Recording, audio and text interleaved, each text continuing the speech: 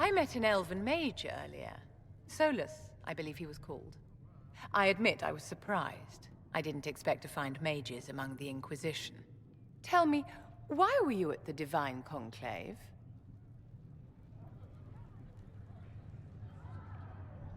The war benefits no one. It must end, and order must be restored. If only the rebels saw things so clearly. Justinia's death has shattered the balance of power in Thedas. If it is not restored quickly, countless lives will be lost. Mages, Templars, innocent people of all kinds now look to the Inquisition to decide their fate. I'll try not to let them down. Failure is a luxury we cannot afford, my dear. For almost 1,000 years, the world believed it was in the hands of the Maker. And now many believe you are the agent of his will. Whatever the truth is, that belief gives you power. Nobody should claim to know the will of the Maker. Not me, and not the Chantry. Perhaps nobody should. But if no one leads the way, many will be left behind in darkness. I've stolen enough of your time, my dear. Don't let me keep you. Yes? Is there anything I can do to help your efforts at restoring the Circle? After the Circles fell, their libraries were plundered by scavengers. 1,000 years of recorded knowledge in the hands of bandits. It makes me sick to think of it. I've received news that some tomes have been located, if you are interested in righting this wrong. I'll look into it for you. If you can take care of this matter, the Circle would be in your debt. Yes? I wanted to ask you about the Circle of Magi. Of course. What do you wish to know? If the Circle disbanded, how can you still belong to it? The Circle is an idea, my dear. And an idea cannot be dissolved. Many of the first enchanters voted for rebellion, caring little that anything short of a unanimous decision would pit mage against mage. Rather than dissolving it, Grand Enchanter Fiona's vote split the Circle in two.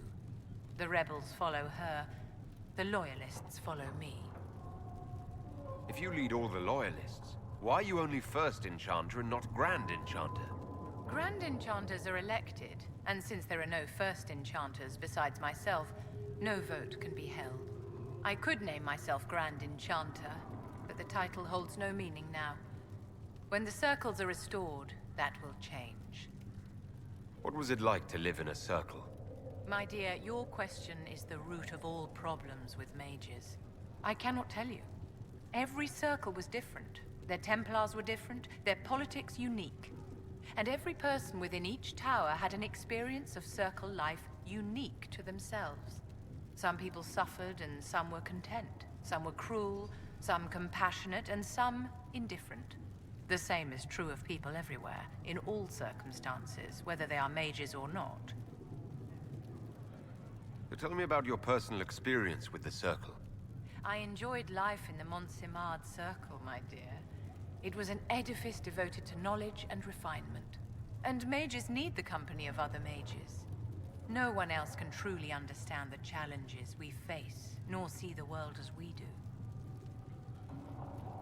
You must have been under constant supervision, being forced by Templars to live in the tower.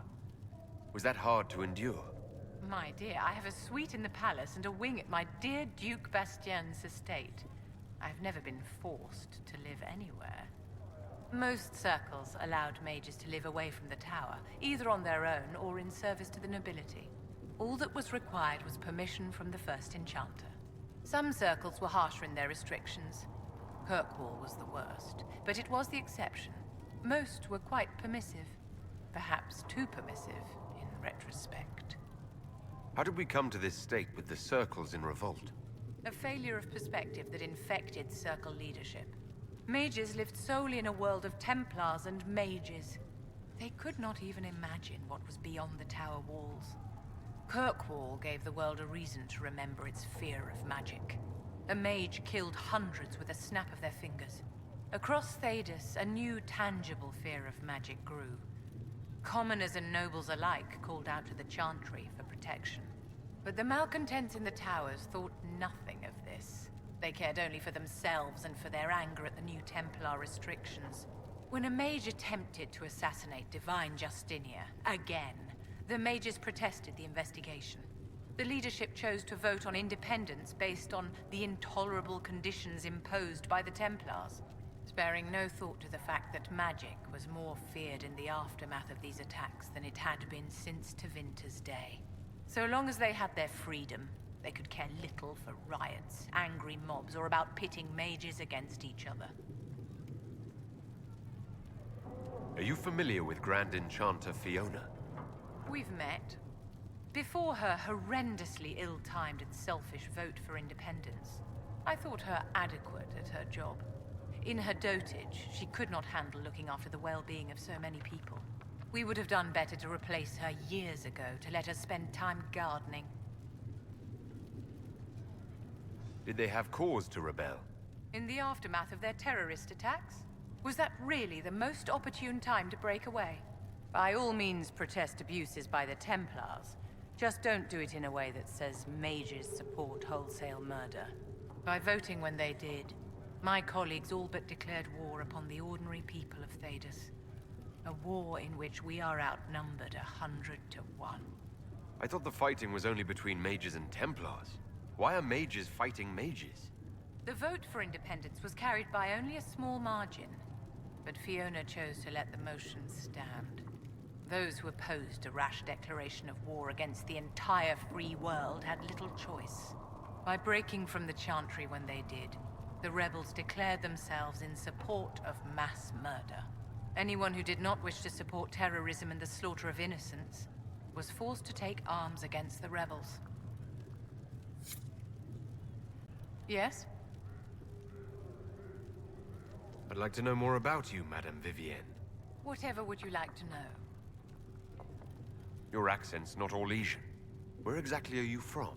I am from the Circle, my dear. One's country of origin rarely matters there. But if you must know, I was born in Wycombe in the Free Marches. I was sent to the Ostwick Circle, but I transferred to Monsignor while still an apprentice. I'm curious how a Circle mage winds up a courtier. Nobody winds up at court, my dear. It takes a great deal of effort to arrive there. I caught the eye of Duke Bastien de Ghislaine, an advantageous connection that opened many doors. When the position of Enchanter to the Imperial Court became vacant, I was able to secure it. You're married to the Duke de Ghislaine? Of course not, my dear. Don't be ridiculous. Marriage is the business of alliance and inheritance. I'm Bastien's mistress. And what does the Duchess de Ghislaine think of this arrangement? We got along quite well. Duchess Nicoline and I used to host musical salons together. She was a great patron of the arts. She passed away from a fever a few years ago, the poor dear. What duties does a court enchanter have? I am tasked with providing assistance to the Empress on arcane matters. Most of my predecessors restricted this to lighting lamps and doing parlor tricks. In such troubled times as these, however, I provide political advice to Her Majesty on the subject of the Mage Rebellion.